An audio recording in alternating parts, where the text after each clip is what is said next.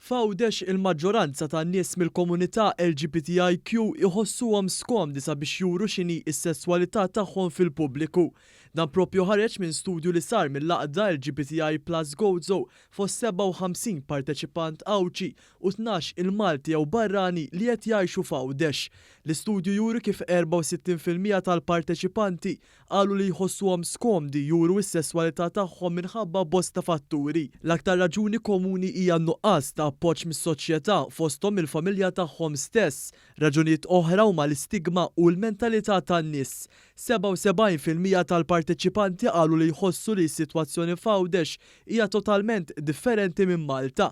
Fl-istudju l-parteċipanti qalu kif l-edukazzjoni hija fundamentali sabiex fil-Gżira Awċija ikun hemm sens ta' aċċettazzjoni. Bosta persuni li kienu fil-fażi li juru s-sesswalità tagħhom mal-oħrajn qalu li kellhom ifittxu għajnuna jew terapija ta' professjonisti. L-età medja ta' 57 parteċipant kienet dik ta' 30 sena li l-maġġoranza tagħhom ħassuhom komdi juru s-sesswalità tagħhom fl-età ta' 20 sena.